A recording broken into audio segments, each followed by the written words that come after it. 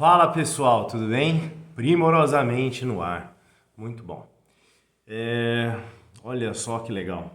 Agora são exatamente 7h53. Eu estou mais ou menos há umas 3 horas, pouco mais que isso, tentando começar alguma coisa. E só a palavra tentando já te deixa numa condição difícil. Hoje eu estava com mais dificuldade de produzir.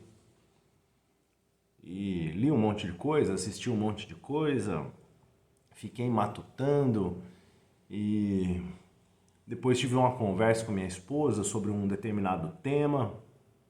E esse tema, inclusive, é um tema que eu vou falar sobre ele. Eventualmente, talvez nesse vídeo eu consiga incluir esse tema. Mas, efetivamente, para agora, né, nós vamos falar sobre os estágios de motivação para a mudança de comportamentos. E a gente vai falar isso de diversos pontos de vista diferentes. Esses pontos de vista, eles têm que ver com um pouco de engenharia mental.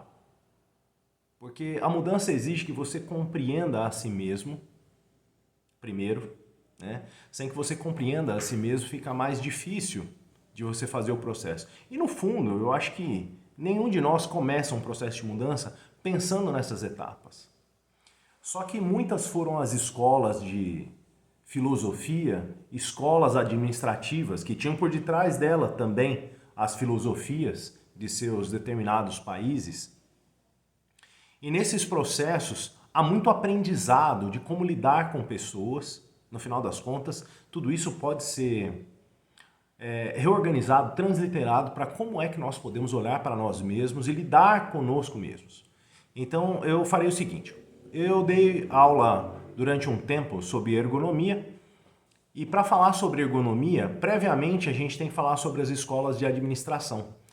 E aí enquanto estava conversando com minha esposa, num bate e leva ali, eu engasgado com alguma coisa na cabeça, porque no fundo a gente quer mudar, mas não sabe como é que isso acontece, não sabe como fazer, parece que não tem um caminho para isso, só que muitos outros antes de nós passaram por esses processos. Não é uma regra absoluta, cada um viu uma coisa diferente, porque cada um de nós tem o seu próprio caminho. O caminho da mudança para mim, para você e para todas as outras pessoas, ele é diferente. Ele é só o meu caminho, é só o seu caminho. E por mais que você leia um livro, por mais que você aprenda com um mestre, por mais que algum professor te coloque ali algumas pequenas regras, tal, veja, o seu caminho é diferente do de todo mundo. Mas há algumas coisas internas que todos nós passamos por elas. Então, olhar para as escolas administrativas e ver o que povos fizeram e como é que eles construíram os processos de mudança e de melhoria, né? Não apenas nos comportamentos pessoais, mas também nos comportamentos sociais e produtivos, pode ser que isso nos mostre alguma coisa. E eu vou tentar abordar isso por este viés. É só o viés desse momento, tá bom? Tem inúmeros. Estou dizendo que isso é a verdade, mas foi uma forma que eu encontrei de, na minha cabeça, olhar para esse tema, ok? Bom, vamos lá. Desculpem que eu tô com a voz um pouco diferente. Hoje pela manhã eu dei ordem unida para 40 e tantas crianças, então eu tive que ficar gritando em voz alta lá para eles obedecerem aos comandos de ordem unida. A minha garganta hoje está um pouquinho mais cansada. Mas vamos lá. Vamos analisar. Tem alguns autores que eu elenquei e algumas escolas administrativas que eu elenquei. Esse é um tema bem interessante. A gente tem uma escola que é a escola do Fordismo. Olha só que interessante. O Henry Ford é um cara muito interessante. Ele desenvolve um processo em cadeia. Ele é o cara que inventa, no final das contas, a linha de montagem. Então, antigamente, a produção de carros era muito manual. Então, para você fazer um carro, tudo era literalmente manufaturado, que a gente fala de manufatura hoje, né? Mas manufatura naquela época era literalmente manufatura mesmo, tá? Então, quer dizer, o cara tinha que fazer quase tudo manualmente.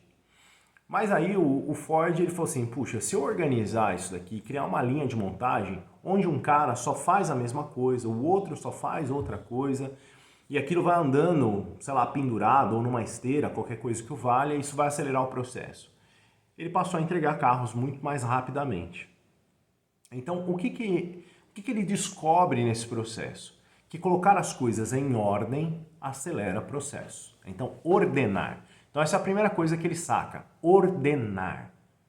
Quer fazer um bom processo de mudança? Ordene as etapas e compreenda essas etapas.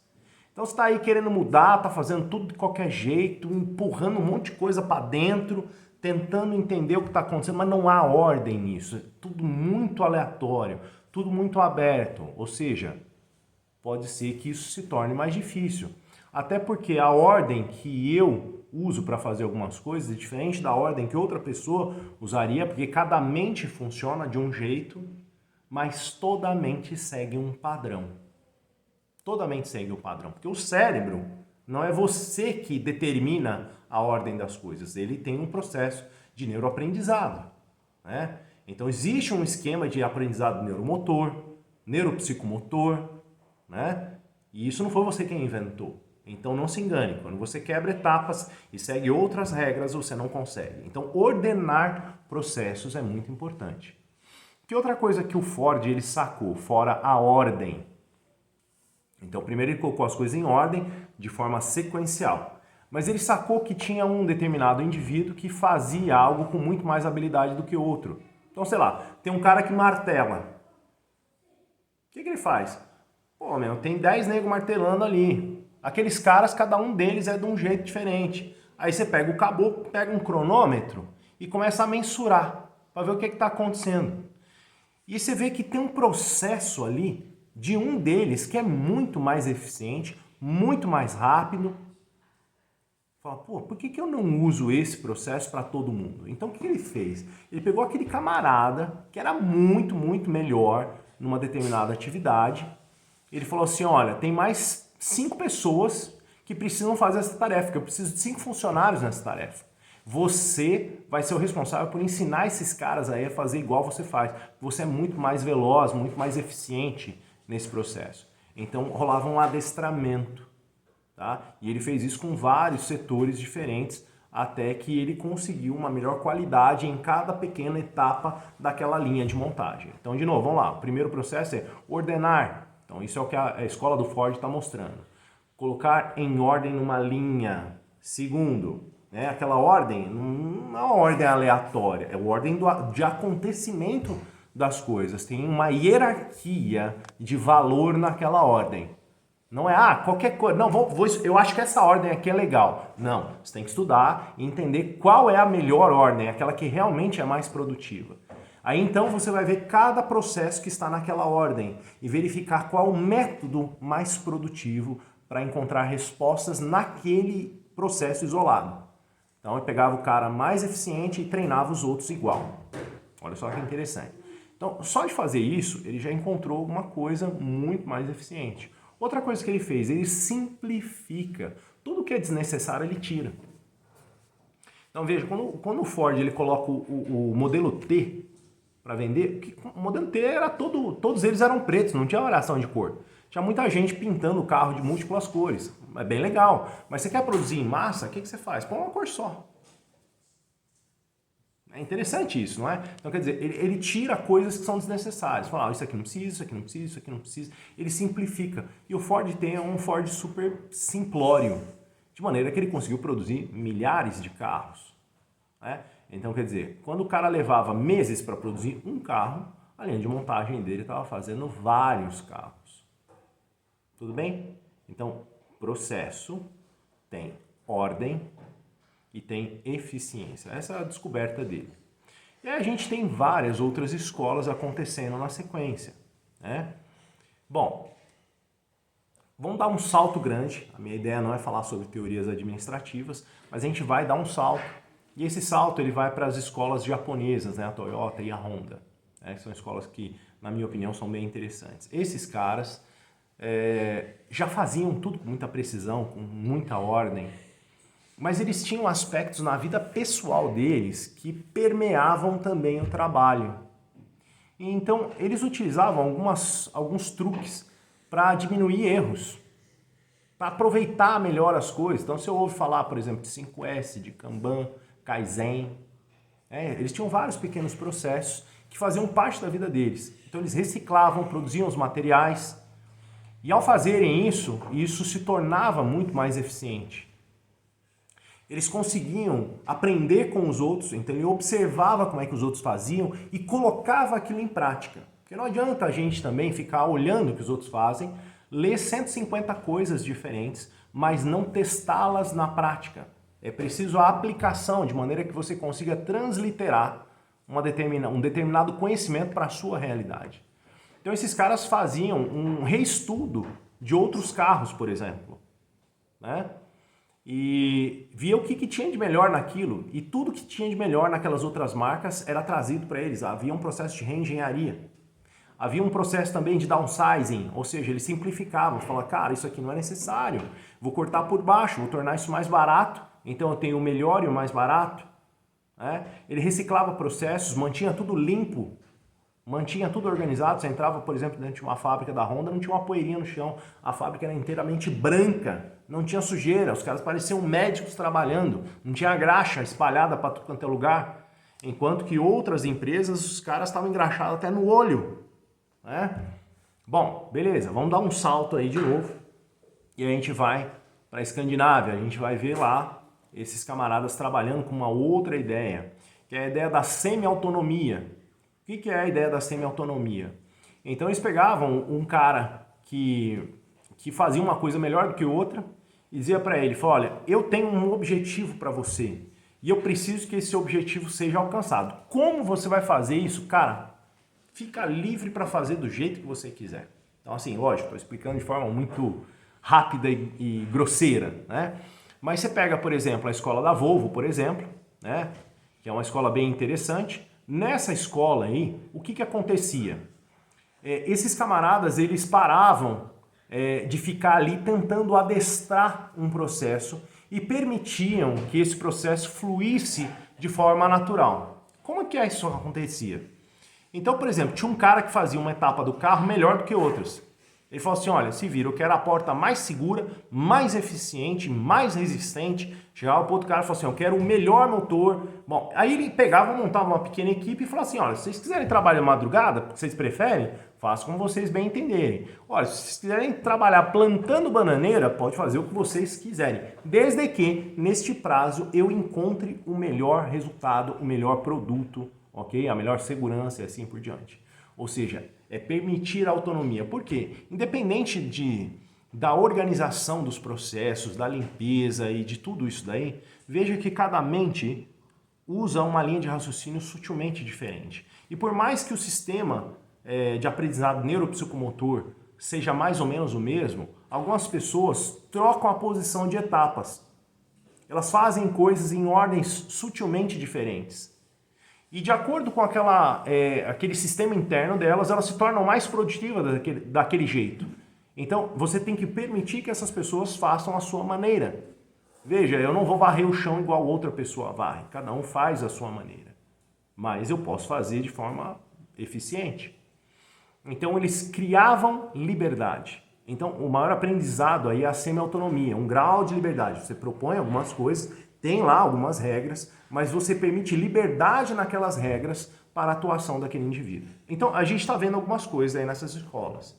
Bom, tem muita gente olhando isso, e aí dá-se um salto mais para frente e você vê autores, por exemplo, como Peter Senge e outros falando sobre administração mais moderna, e esses caras vão dizer o seguinte, olha, as empresas, elas podem vencer, as pessoas podem vencer, e elas podem fazer isso de uma forma um pouco diferente. Quando você coloca a pessoa certa no cenário certo, ela reage de maneira adequada.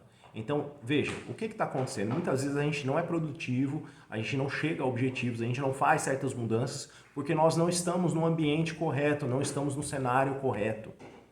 Então veja, se você visa algumas mudanças, é necessário que você mude suas companhias, mude o ambiente no qual você está, mude o contexto que você vive, mude aquilo que você está fazendo de inputs sensoriais, inputs informacionais, inputs emocionais. Então você tem que mudar todas essas entradas. Ao mudar essas entradas, há uma permissão maior à mudança. Ou seja, não é que você é incapaz de mudar, é porque, na verdade, todo o seu ferramental está ruim. Então, você está sempre numa mesma direção, fica mais difícil de mudar, ok? Bom, essa etapa que eu falei agora, né, foi só uma contextualização para a gente dar sequência no assunto, ok? Bom, existe uma pessoa que se chama Kubler-Ross. A Kubler-Ross, ela é uma mulher que fez uma série de observações sobre a curva de mudança dos indivíduos, tá? Eu peguei o conteúdo dela, misturei com alguns outros conteúdos, como o conteúdo do Jim Hammerling e do Philip Kotler, tá? Então, ao misturar esses três, eu construí aqui uma ideia na qual a gente consegue ver etapas nessa curva de mudança um pouco diferentes. Essas etapas, a primeira delas, quase todos eles concordam com uma etapa que a gente chama de etapa da negação. Ou seja, toda vez que a gente vai iniciar um processo de mudança, existe uma negação da mudança. Você quer mudar, mas você nega, você quer não querendo. Todo mundo passa por isso. Por quê? Porque mudar incorre numa inversão de perfil psicoemocional. Incorre numa mudança de perfil de atuação. Então a primeira coisa que acontece é uma negação. Por quê? A gente conversou em outros vídeos lá para trás, né? E eu falei que as etapas de mudança de um indivíduo passam pelo fortalecimento de um novo caminho neural. Por quê? Porque os caminhos que você estimulou por anos, sei lá, você ficou 20 anos fazendo uma mesma coisa, mais ou menos do mesmo jeito, ela até evoluiu, mas era a mesma coisa. Era do mesmo jeito. Então a sinapse, ela se aproxima infinitamente, ela nunca toca, mas ela está sempre se aproximando, tornando aquele processo mais autômato, tornando ele mais fácil. É um automatismo, é natural do seu corpo, da sua mente, procurar pela lei do menor esforço, de maneira que você consuma menos energia. Eu falei disso para vocês. Por que nós fazemos isso? Isso é natural ao ser humano. Nós somos homeotermos e como homeotermos nós precisamos fazer manutenção térmica. Ou seja, essa manutenção exige que você faça uma gestão melhor de energia. E então todo o seu corpo se adapta para você economizar sempre. E aí então impera nesse processo a lei do menor esforço. Então neste processo a negação é uma parte disso. Por quê? Você tem um caminho que está sendo comumente percorrido, aquele caminho neural, aquele hábito, ok? E aí, então você vai começar com um novo. Seu corpo fala assim, não mexe aí, não mexe. Por que não mexe aí? Porque eu vou ter que gastar mais energia. Eu vou ter que fortalecer um outro processo. Isso vai dar muito trabalho. Não mexe. Então, a negação, ok? Nesse processo de negação, para a gente ignorar o que está acontecendo, você ficar fingindo que não tem nada de errado, que está tudo bem, fala não. De repente, se eu fingir que está tudo bem, de repente eu consigo impedir que essa transição ocorra, que a mudança comece, né? Mas e aí? No fundo, você está querendo só adiar, porque você já tomou uma decisão de que aquilo não está bom, que você quer outra coisa, que você quer mudar. Mas fica ali. Então essa primeira fase é a fase da negação, ok? Na fase da negação, então você está ali brigando, se protegendo, tentando escapar daquela mudança. E no final das contas, isso é uma tentativa de proteção do seu sistema bioenergético. Quer dizer, é o seu ego dizendo para você, cara, eu vou morrer se você começar a fazer essa mudança. Porque você vai gastar muita energia para fazer isso. Mas isso é mentira. Bom, E a pergunta é a seguinte: no próximo passo, o que será que vai acontecer? Então entra aí uma segunda fase. Nessa segunda fase, a gente chama de fase da raiva ou resistência, né? Tem a da negação e tem a raiva-resistência. Esse ponto você fala, putz grila, por que foi que eu comecei com isso? Porque foi que eu comecei a perturbar minha rotina. Da onde foi que eu tirei essa ideia de que mudar era gostosinho, que ia ser legal? Então rola uma raiva, rola um ódio de si mesmo. Aí fala, putz grila, e agora? O que eu vou fazer com isso? No fundo, essa raiva é consigo mesmo, é contra você. Ela está dizendo, não, para com isso, não mexe aí. Então, quer dizer, é um reforço da fase anterior. Nesse ponto, é necessário você administrar essa raiva e utilizar essa energia para dar um salto. Você vai usar essa energia para ir para a próxima fase. Qual é a próxima fase? É a fase da barganha. Você vai ter que negociar consigo mesmo. Você vai ter que começar a negociação. Fala, oh, não, vamos lá. Vamos ver, o famoso nem eu nem você. Sabe quando você está negociando com o cara te dá um preço, você dá outro, você dá um preço, dá outro. Aí chegou ali no fim da negociação. Então, para ficar bom para ambas as partes, fala assim, ó, nem eu nem você, tanto. Essa é a fase da barganha. Nessa etapa, você vai tentar alterar um pouco o processo da mudança, né? De maneira que você tente manter algumas coisas de maneira igual, outras mudam, você diminui o seu medo, você diminui a sua raiva, né? Você já sacou que a mudança já começou, que ela começou a te afetar, mas ela te afeta de forma positiva, então você tem que identificar isso daí. Fala, não, tá difícil, eu tô com raiva, putz, vai ser um grande desafio, mas isso vai me afetar positivamente. Eu vou conseguir, eu vou continuar. Não, peraí, vamos um pouquinho mais devagar, mas e aí tal? Você está negociando. Esta é a fase da barganha. Bom, depois dessa fase, o que vem? Né? Se você não gerenciar bem essa fase, que é a fase da barganha, ou seja, você impõe muita pressão, não, vamos mudar. Porque tem sempre um teimoso que gosta de meter o chifre mesmo, vou mudar, nem que eu morra, eu vou mudar. Então, cuidado, porque vai doer, não é assim, né? Então, nesse processo, para você migrar para a próxima fase, você está pondo muita pressão, muita força, vai acontecer o seguinte, você vai entrar numa fase que chama fase da depressão. Por quê? Porque você botou muita energia, porque tem muita raiva envolvida. Quando você não é assertivo, você sente culpa. Então, entra ali uma fase que depois da barganha é a fase da depressão. Tá? Então, olha só que interessante. Você barganhou, negociou, gastou uma puta de uma energia para conseguir o que você queria. E aí tá ali naquele jogo, é um jogo, lembra? Isso é um jogo. E aí, raiva, culpa, estresse, porque a mudança de perfil, a curva de perfil inverteu, você está muito louco. E então entra a fase da depressão. É onde você temporariamente perdeu sua motivação. Porque tá pesado demais. Gastou muita energia na fase anterior. Isso normalmente ocorre quando você está há muito tempo numa crença. Por exemplo, eu estou com 40 anos. Desses 40 anos, desde do dia que eu entrei na faculdade, que é dos 17 anos, quer dizer, de lá para cá, no final das contas, eu estou trilhando a área da saúde como fisioterapeuta. Então, quer dizer, de 43 anos até os 17 eu não estava fazendo isso. Então faz a conta aí. Todo o restante do tempo eu estou na área de saúde. Cara, é muito tempo, tem muitas crenças, muitos padrões, há uma profissão, né? Você está acostumado, tem ambientes que são similares, amigos que são similares, conversas.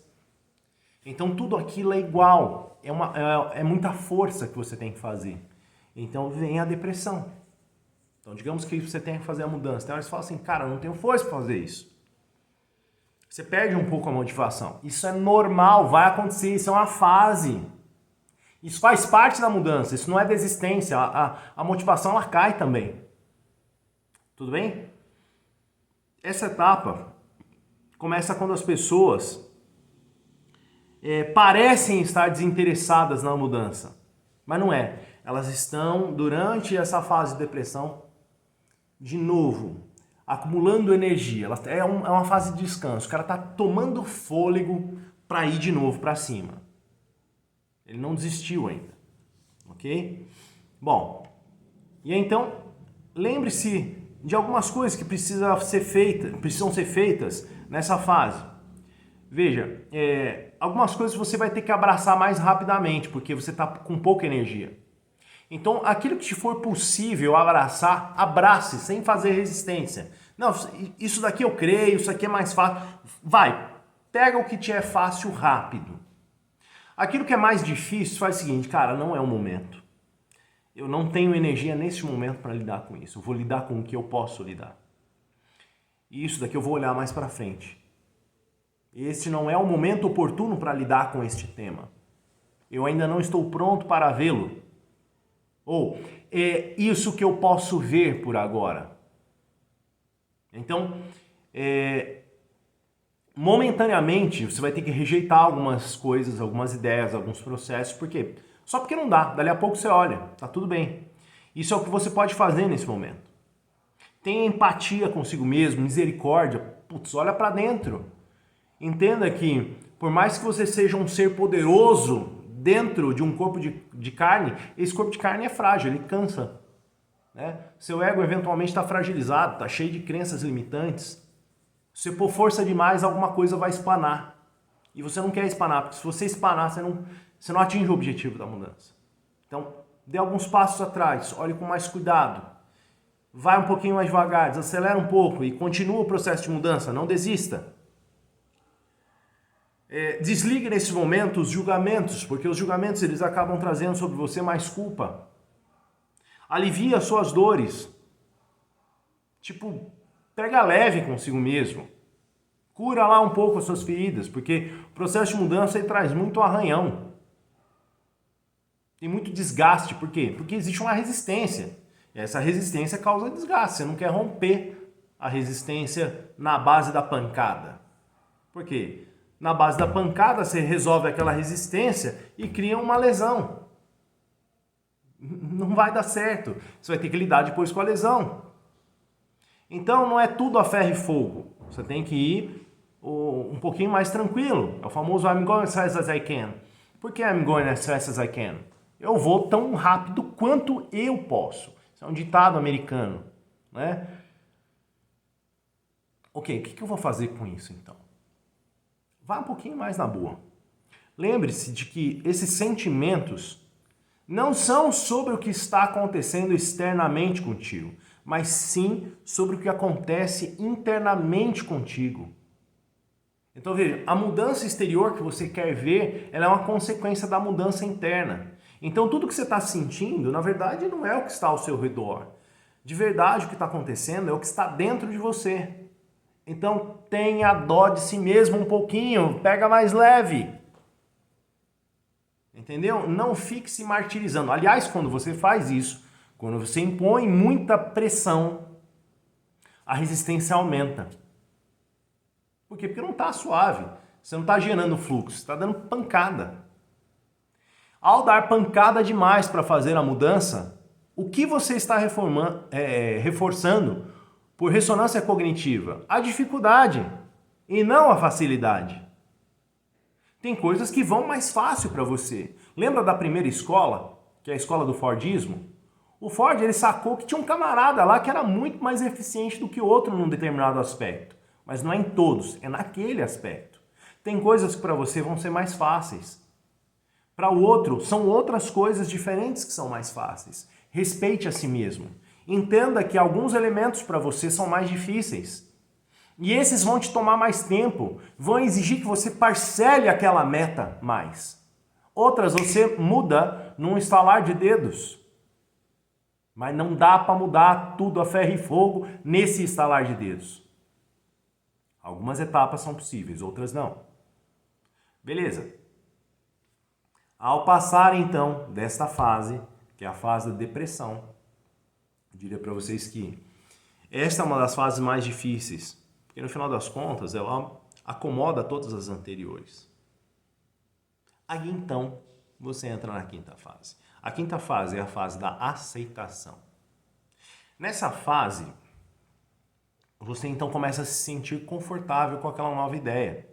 Você começa a se sentir confortável com o processo da mudança. Você começa a ver que tem alguns resultados que são notáveis. E que quando você cumpriu etapas menores, você atingiu coisas. E você começa a sacar que você não precisa dar saltos tão grandes, você precisa dar saltos menores. Você está subindo degraus em direção a alguma coisa. Então nessa fase, ela tem duas fases menores dentro dela, que uma dessas fases é a fase de caráter exploratório. Então você começa a sacar tudo que você conquistou e os arredores daquilo.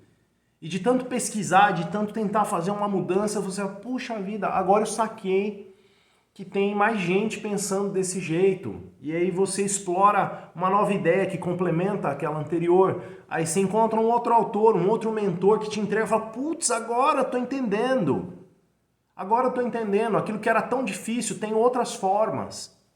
Então o processo vai acontecendo. Depois disso, tem uma outra pequena fase que está dentro da zona de aceitação, que é a fase que a gente chama de fase do compromisso. Como você viu que as etapas mais duras já se passaram, na etapa do compromisso é quando você realmente se engaja com o seu novo processo, com muito mais motivação. E então você coleta uma série de coisas, uma série de ferramentas e agora você tem energia para empurrar tudo aquilo para dentro e para começar um processo de mudança mais intenso. Só que veja, lembre do seguinte, essa ideia da curva de mudança de Kubler-Ross, ela é cíclica. Porque quando você vence uma determinada etapa, um pouquinho maior, que contempla essas fases, passou de fase ali, né? Ok? Beleza, você tem um ciclo. Então, um ciclo com várias fases dentro. Completou aquele ciclo, você vai entrar num outro. De novo, tudo aquilo vai se repetir. Em alguns momentos a intensidade é menor, em outros momentos a intensidade é maior. Mas ele vai se repetir o processo. Você vai passar pela negação, você vai passar pela raiva, resistência, de novo pela barganha, então pela depressão, para então chegar à zona de aceitação. Então, isto é sempre cíclico, essas fases. Tudo bem? Tá claro isso para vocês? Será que eu consegui me expressar de maneira adequada para ajudar vocês nessa compreensão? Né? Então, ó, inclusive, ó, fica aí a dica. Algumas pessoas têm conversado comigo, mandado algumas pequenas mensagens. Sugiro a vocês aproveitarem para conversar comigo de maneira mais profunda, não simplesmente dizendo, pô, legal o canal, não sei o quê. Isso é muito bem-vindo, isso é aceitação. Eu fico feliz que vocês tenham gostado daquilo que eu estou colocando aí para vocês. Mas, discutam comigo, proponham coisas. Ó, por que você não fala um pouco melhor sobre esse tema aqui? De repente esse tema você não deixou tão claro, fala um pouco mais sobre ele. Ou, cara, você já viu esse autor aqui que fala sobre isso? Eu vou lá olhar, não sei de tudo. Então eu vou lá olhar, eu sou um cara curioso. Se você me propuser qualquer coisa, eu vou fuçar. Vamos ver isso aí, discutam comigo, me proponham coisas, vamos revisar esses conceitos. Eu estou 100% aberto. Esse é um canal que mostra o meu caminho, mas você pode participar comigo. Você pode expor também o teu caminho, a tua dúvida, e eu estou à disposição para a gente sentar e colocar isso e produzir material para vocês. Faça isso, aproveite esse momento, ok? Mas vamos lá. Seguindo aí então. Então olha só que interessante. Então eu falei dessas 5 fases da Kubler-Ross, né? Coloquei um pouco aí da mistura das escolas administrativas, né? Mas eu tenho que comentar alguma coisa com vocês ainda. Tem um outro autor, tem um outro autor, a língua está enrolada, que é o Jim Hammerling. O Jim Hammerling, ele pede para você fazer alguns questionamentos, alguns pensamentos-chave para você trabalhar com o processo da mudança. Também é interessante. O Jim, ele diz assim, onde eu estou? Quer dizer, qual é a minha condição? Que eu estou querendo mudar alguma coisa, está me perguntando onde é que eu estou. Pra você entender o que você está querendo mudar. Porque às vezes você não está mudando nada, você está fazendo mais do mesmo. Então a primeira coisa é compreender a sua posição. E aí então o Jim ele diz assim, ok, quando você compreendeu onde você está, o que você está fazendo ali, né? Quem você é, quando você sacou essa primeira condição, onde estou, quem eu sou, o que estou fazendo, então você pode começar o processo da mudança. Ou seja, ele está falando uma coisa que vem um pouco para trás. Ele diz assim, comunique para si mesmo que você deseja mudar.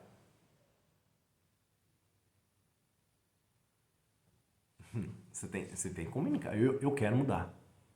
Você tem que conversar com você mesmo. É necessário você pedir permissão para si mesmo. Será que é lícito eu fazer essa mudança nesse momento? Será que eu estou pronto para isso? Você tem que conversar consigo mesmo. E isso é muito importante. O Jim está falando exatamente sobre isso. Existe uma técnica que faz mudanças psicoemocionais rápidas, em 5 minutos, chama Psych K. Essa técnica que chama Psych K, ela usa um esquema de biofeedback neuromotor, né, para te dar respostas. Mas tem umas perguntas interessantes. Você chega para si mesmo e diz assim, é lícito mudar esse tema nesse momento? Você está se comunicando consigo. Se você não faz isso, talvez essa mudança não esteja boa. Então você tem que negociar consigo mesmo. Você está vendendo para você. Então comunique a si mesmo que você deseja mudar. Regra 3. Garanta sua aprovação naquelas mudanças. Essas são mudanças que realmente eu quero. Fazem sentido isso para mim. Eu aprovo esse padrão de mudança. É nessa direção que eu quero ir mesmo. Ok? Quarta regrinha do Jim. Ele diz assim, ó, dimensione essas mudanças para torná-las possíveis. Se propõe coisas completamente intangíveis, cara, olha, não vai dar certo. A sua proposta tem que ser plausível. Entendeu? Certos abismos você não vai conseguir saltar de cara. Então proponha algumas coisas que são plausíveis. Numa próxima vez, você aumenta o nível da meta. Dimensiona ela de forma maior. Tá tudo bem. Você não tem que fazer tudo agora. Na sequência ele diz assim, dimensione também os impactos dessas mudanças. Porque se o impacto é muito grande, lembra dos processos anteriores? Sua negação vai ser maior, sua raiva vai ser maior, você vai ter que barganhar com coisas muito, muito difíceis. E aí você vai entrar numa depressão tão intensa, ou seja, se você não dimensionou a mudança que você quer fazer e o impacto dessa mudança, você está chutando o pau da barraca, o que é que vai acontecer? A barraca vai cair, meu amigo.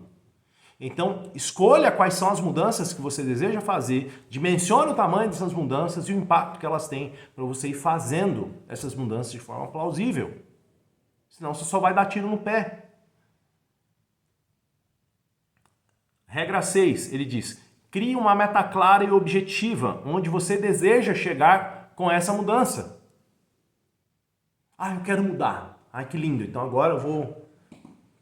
Você quer mudar para quê? O quê? Quando? Como? Onde? Não... Ah, eu quero mudar. Mas vai mudar o quê? Para quê? Para onde? O que você vai fazer? Ah, eu só quero mudar.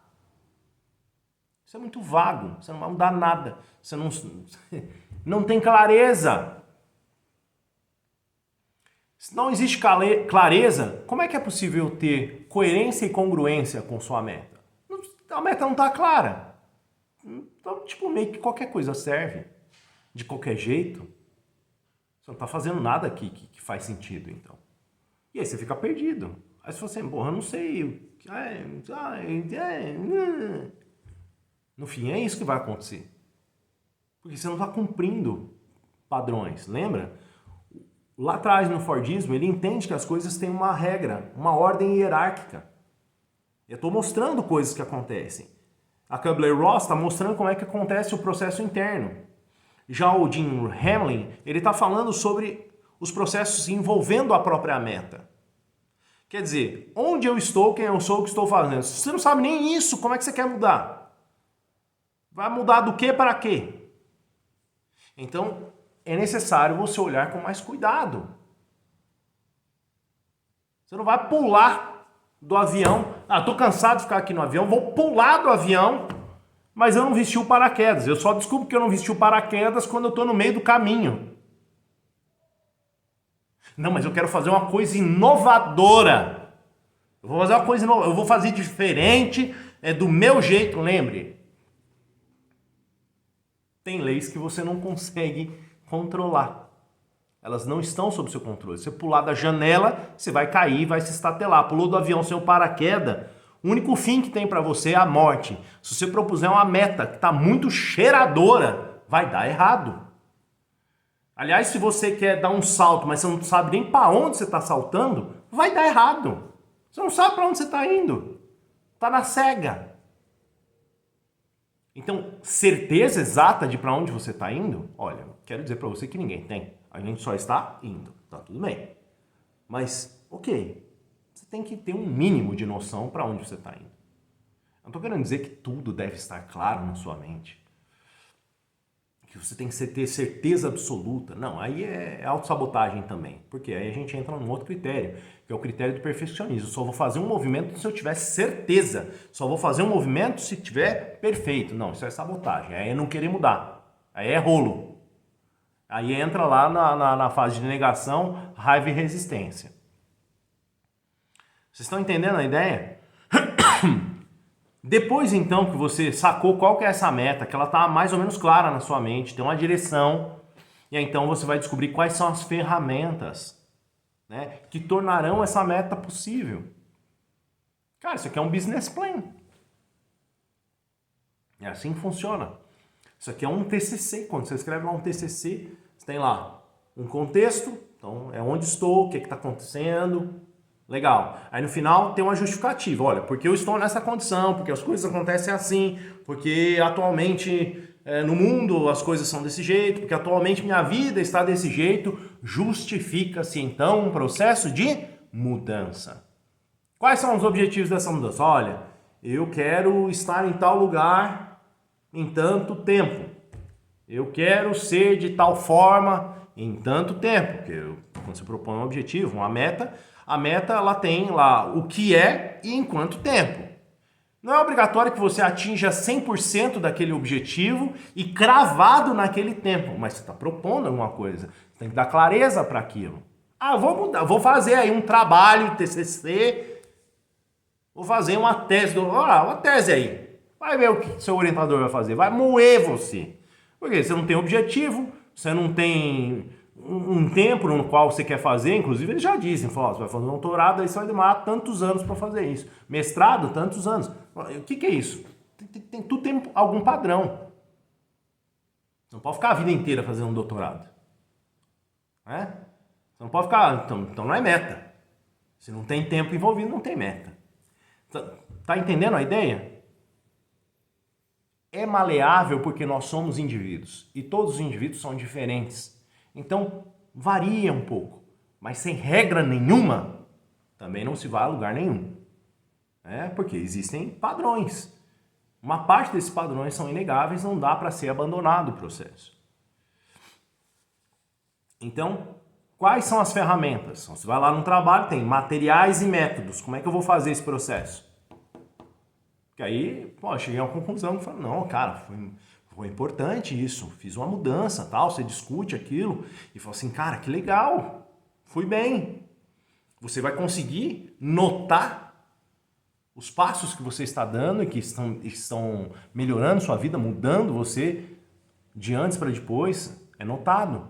Agora, você não está seguindo regra nenhuma, você não sabe nem o que está mudando. Porque, aliás, quando você se olha no espelho todos os dias, você vai adaptando sua visão sobre você mesmo. Então, ainda que você mude, é mais difícil você perceber. Agora você pega um indivíduo que está muito tempo sem te ver, quando ele olha e fala assim, nossa, como você mudou? Como você ficou mais velho? Então, olha só, o que está acontecendo aí? Para os outros, eventualmente, é mais fácil de observar a nossa mudança, mas nós acompanhamos as microetapas da mudança e não percebemos ela tanto ao longo do tempo. Tá? Então, por isso que você deve seguir processos de maneira que você torne essas mudanças mais efetivas, mais visíveis, né? E possa lidar com aquilo. Bom, o que mais que está envolvido nisso tudo? Então, vamos lá pensar para o que diz o Kotler a respeito do processo de mudança. O Kotler ele diz o seguinte, olha, para você fazer a mudança é necessário ter suporte. Às vezes não dá. Às vezes você faz na marra. Por quê? Porque a mudança cai no seu colo. Cai uma bomba lá na sua cidade, teve um terremoto. Cara, você vai fazer o quê? Você se vira. Mas você pode fazer uma mudança um pouco mais planejada, sem sair empurrando tudo no precipício. Você decidiu que vai mudar? Você pode fazer um processo. Então, você dá suporte a si mesmo, se cerca de suporte para iniciar um processo de mudança. O que mais? Você cria uma visão da mudança. Fala, puta, o que é que eu estou almejando com essa mudança, né? Você começa a criar, construir aquela ideia. Quero ser uma pessoa próspera, quero ter sucesso nessa área. Sei lá, eu desejo sair de um trabalho que é totalmente físico e para um trabalho que é totalmente digital. Hoje em dia o empreendedorismo digital tem crescido bastante. Bom, o que mais? Envolva quem está ao seu redor. Ou seja, você precisa criar stakeholders, pessoas que vão te apoiar. Então, a sua família tem que entender que você está fazendo uma mudança. Os seus amigos têm que entender que você está fazendo uma mudança. Você não vai sair contando tudo para todo mundo, porque às vezes isso joga por água abaixo aí a sua mudança. Mas as pessoas têm que sacar que você está num processo. Para que você tenha um pouco de respeito ali. Fala assim, não, eu estou mudando. Isso aqui, ó, me perdoa, obrigado, viu? Eu estou num processo de mudança. Você tem que envolver as pessoas no processo. Comunique a mudança. Não só para si mesmo. Fala, olha, eu mudei, tá? Eu fumava e agora eu não fumo mais. Eu andava com pessoas que fumam e agora eu não ando mais com pessoas que fumam. Não vou mais a lugares onde tem fumantes. Não é nada contra vocês, mas eu não posso mais fumar, então é por isso que eu estou mudando. Eu quero ter mais saúde. Então comunique suas mudanças, não só para si mesmo, para quem está ao seu redor. Implemente esse plano o mais rápido possível. Por quê? Por que tem que fazer rápido? Algumas coisas não dá para fazer rápido, mas quando você faz isso, implementa os seus planos de forma mais rápida, aquelas fases anteriores que eu falei para vocês, negação, raiva, resistência, barganha, depressão e aceitação, elas são mais suaves. Quando você embaça demais para fazer o processo, você sofre muito mais. Por quê? Porque é o jogo do fluxo. Quando você está demorando, na verdade, você está criando resistência. Então, tudo que você puder fazer mais rápido possível, que dá, você fala, não, isso aqui vai, mata aquilo lá primeiro. Então, faça o mais rapidamente possível algumas fases, que você tenha elas na mão, implemente seu plano o mais rápido que você puder. Comece a verificar resultados, anota. Eu sou grato porque consegui fazer isso. Eu sou grato porque estou pensando diferente nesse tema. Eu sou grato porque fui a tal lugar e antes eu não conseguia. Eu sou grato porque falo certas coisas que não falava antes, parei de falar. Eu sou grato porque agora eu estou comendo melhor. Eu sou grato porque comecei a fazer exercício. Seja grato disso. Agora eu mudei. Note isso, ok? O que mais? Remova obstáculos. Então, o Kotler ele fala isso. Você já vai passar por um monte de resistência. Todas as que você puder eliminar, elimine, remova esses obstáculos. Quer ver só, uma coisa interessantíssima. Eu trabalho com atividade física. O sabotador de atividade física é a organização de horário e de ferramental. Ferramental mais básico para atividade física não é o que está na academia, é a roupa que você veste.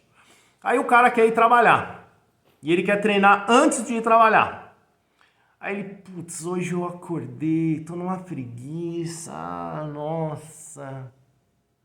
No dia anterior, faz sua mala, deixa sua mala no carro já. Pra você não esquecer a mala, porque você vai esquecer a mala, meu amigo. Entendeu? Vai esquecer. Por que você vai esquecer? Porque você não quer ir treinar. Você vai acordar atrasado, o que você faz? Põe o despertador, remova os obstáculos. Deixa tudo pronto. Cria um contexto no qual a rotina permite que você atinja aquela meta. O que você está fazendo? Você está eliminando exatamente esses obstáculos. Essa é a ideia. E então, aquilo que você foi assertivo, que você conseguiu mudar, que você conseguiu vencer nessas etapas todas, comemore. Cada vez que você... Cara, vence isso aqui. Comemora. Por quê? Você está dando reforço positivo. Ok? Beleza? Vamos lá. Agora, a gente vai falar sobre estágios de motivação de um indivíduo. Quer dizer, o que te motiva, né, para a mudança? Quais são os comportamentos que motivam você a mudar? Então, veja quanta coisa envolve o processo de mudança. Ah, vou mudar. Aham, vai. Aguarde e confie. Se você não seguir algum padrão, se você não pensar na mudança, você fica muito louco e você fica brigando consigo mesmo, criando resistência, fazendo só loucura, sofrendo. Todo mundo vai fazer isso se não fizer do jeito certo. Então, olha lá, ó. Tem um estágio que a gente chama de estágio pré-contemplativo. O que é o pré-contemplativo? Nesse daqui, o cara, ele sabe que precisa mudar, mas ele nem tem consciência direito daquilo. Ele não tem consciência do comportamento dele, que aquilo eventualmente pode ser problemático. Por exemplo, um cara que bebe. Cara, se quer beber, tá tudo bem, mas tem o cara que é alcoólatra. E eu não tô nem falando qual é a intensidade da adicção dele. Eu tô só dizendo que ele é alcoólatra, porque olha só, isso é difícil de dizer e das pessoas entenderem, elas vão achar ruim. Mas se toda segunda você bebe, tem frequência, não tem? Eu não disse quanto você bebe. Eu só disse tem frequência, criou um hábito. Toda segunda eu bebo. Alcoólatra. Aí você fala, nossa, não, mas que exagero, mas eu bebo só uma latinha. Tá tudo bem. Eu não disse que você bebia muito. Eu disse que você tem uma adição, você criou um hábito. Você tem que beber toda segunda, tem que beber toda sexta, sei lá eu. Mas é só uma latinha. Cara, tá tudo bem. Eu não tô dizendo que te faz mal ou que não faz mal. Eu tô dizendo que você tem um hábito. Percebe? Olha que complicado. E exige consciência, você notar que há um hábito ali. Né? E que esse hábito ele não está trazendo nenhum tipo de benefício para você. É um benefício ali temporário. Rola uma dopamina, uma serotonina ali, porque você tomou um negocinho e aquilo te dá uma resposta ali de bem-estar momentânea. Mas não é isso. Você pode ter essa mesma resposta com coisas melhores. Então, está trazendo algum prejuízo para você? Então, você nunca se pegou pensando nisso. Então, esse é o pré-contemplativo. Você sabe que bebida, cigarro e drogas fazem mal, né? Mas você continua fazendo, está ali, tá? Então, esse é pré-contemplativo, não há consciência suficiente, tá? Existe na sequência, então, o processo contemplativo. Se você olha, talvez tenha um problema aí. Quer dizer, você começa a se questionar. Pô, será que não era melhor eu não fumar? Melhor eu não beber? Então, nesse estágio, seu limiar de consciência aumentou mais. Então, você começa a negociar um pouco consigo mesmo nesse estágio. O que mais? Chega um ponto que você fala assim, puxa vida, eu acho que eu estou preparado, me sinto pronto, né? Para começar um processo de mudança. Você nem sabe como é que é aquilo ainda. Né? Então, olha o psicológico rolando de novo. Né? É o processo de preparação. Aí, o que você vai fazer? Você vai começar a pesquisar alguma coisa sobre bebida, sobre cigarro, tal, para resolver fazer aquilo. Ou não precisa nem ser isso, sei lá, você está querendo implementar um hábito, você não fazer exercício, de repente você quer começar a correr. Você, poxa, eu acho que eu devia fazer um treino aeróbio, é importante para mim. Né? Será que eu não devia fazer isso? Né? Você está se questionando. Talvez tenha um problema em eu não fazer aeróbio. Né? E então você começa uma preparação, você começa a ler um pouco sobre exercícios aeróbios. E aí você começa a falar, será que eu vou correr? Será que eu vou pedalar? O que será que eu vou fazer? Então você começa a se questionar. Aí então tem uma fase mental ali que é a fase da ação. Cara, eu acho que eu vou fazer isso, eu vou agir. Né? Então você vai lá, compra uma roupa de atividade física, compra um tênis e começa a correr. Você implementa aquilo. Você nem sabe como é que é, você não faz direito ainda, tá tudo bem, vai fazendo. E aí tem a fase da manutenção, que é, não, eu preciso continuar. Por quê? Porque aquilo ainda não está automatizado, então você tem que botar energia naquilo, insistir, pôr força, né? Investe naquilo, fala, pô, vou comprar um reloginho ali também, porque mede umas paradas. Eu ouvi dizer que se usar uma meia compressiva, de repente é melhor. Você começa a investir então e vamos lá, manutenção. E aí, eventualmente, tem uma fase que é chamada de fase de recaída. Porque, putz, eu desisti, fiquei umas semanas sem treinar. Eu vejo isso nos meus clientes, vejo isso em mim.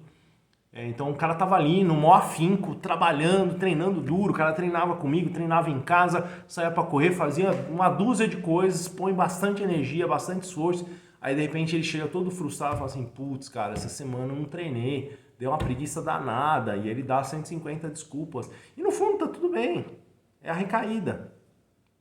Lembra do processo da depressão? É aquilo, você está pondo força na mudança. E nem sempre ela acontece de forma fluida. De novo, tá tudo bem. Segue, não desista. Tá? Então essas são as fases. E aí então chega no ponto que fala assim, cara, agora tá fluido. Né? Então, veja, algo que vocês precisam ter em mente, todos nós na verdade, né? A mudança é um comportamento, é um ciclo. E esse ciclo ele nem sempre é linear. Ele varia um pouco de pessoa para pessoa. Algumas etapas acontecem em sequências um pouco diferentes para cada indivíduo. É importante você definir quais são suas motivações para a mudança dentro daquele processo. O que me motiva a fazer isso? Está claro isso para você? Se você não tiver a motivação correta, não vai. Um exemplo, a gente fala sobre prosperidade no canal, né? A ideia do Primorosamente é falar sobre prosperidade, não falar sobre dinheiro especificamente. Mas veja, se a motivação da prosperidade é ganhar dinheiro, sua motivação está errada. O dinheiro é uma consequência de você atingir prosperidade. Isso acontece de forma interna. Motivação errada não vai levar você onde você precisa ir. Então revise suas motivações. Outra coisa, tenha grandes objetivos. Não se proponha objetivos meia boca. Entendeu? Você precisa de um bom objetivo. Mas também não se proponha objetivos intangíveis. Porque aquilo vai te desanimar, vai quebrar suas pernas em algum momento. Por quê? Porque você não consegue tangibilizar aquilo. O seu psicoemocional não consegue ter energia para aquilo ainda. Vai chegar um momento de você ter energia para aquilo. Então não fique propondo coisas que não tem nada a ver. Que você não tenha motivação para aquilo. Tá? Outra coisa, quando eventualmente um determinado objetivo proposto, ele é tangível, mas ele é grande demais, né? Vai dar trabalho, vai levar tempo, o que você faz? Parcela ele. Cria objetivos um pouco menores para atingi-lo. Você diz, não, isso é possível, eu vou fazer assim, assim, assado. Então, o meu primeiro foco é essa meta aqui. É uma meta menor. E a composição dessas múltiplas metas vai me levar ao resultado final. Então, faça isso. Né? Saiba colocar também as suas metas em prazos realistas, saudáveis, para você não lesar o teu sistema. Por quê? Se você leva o teu sistema, o que acontece? As recaídas são muito fortes, aquele período de depressão é muito intenso. E aí pode ser que você desista. E você não pode desistir. Você tem um compromisso com a mudança. Né? Outra coisa, não se culpe, não se martirize. Não há vergonha em você cair. As recaídas são normais. Tá tudo bem. Nós somos humanos, somos falhos. A gente tem esse desgaste. E por vezes a meta espana. Tá, tudo bem. Vai lá, revisa sua meta, propõe um novo prazo e organiza e segue o barco. Não desista.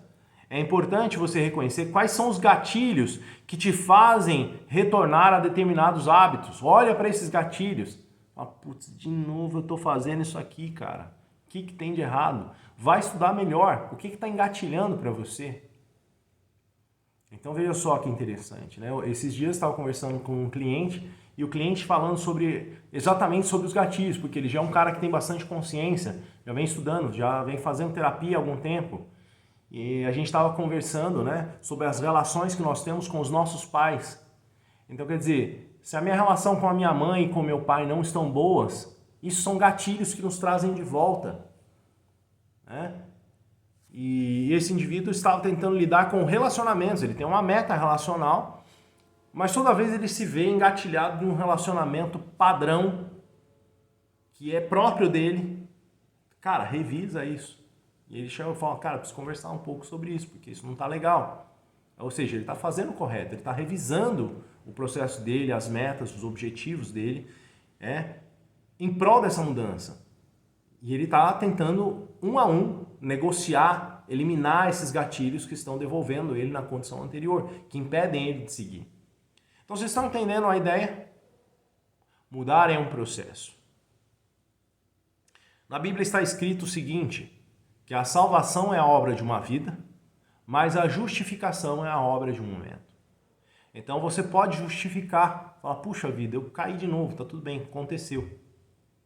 Mas a salvação é um processo, ele é longitudinal. Você fará ele em várias etapas. E não se engane, você vai olhar para trás e vai ver que você foi capaz. Todos nós somos capazes. Nós podemos mudar. A mudança não é apenas um dever, ela também é um direito.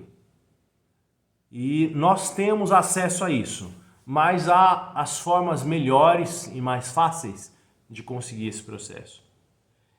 E você deve adaptar isso, transliterar isso para a sua vida. O que eu falei aqui não é uma regra, não é uma lei. Eu apenas exprimi alguma coisa que está na minha mente.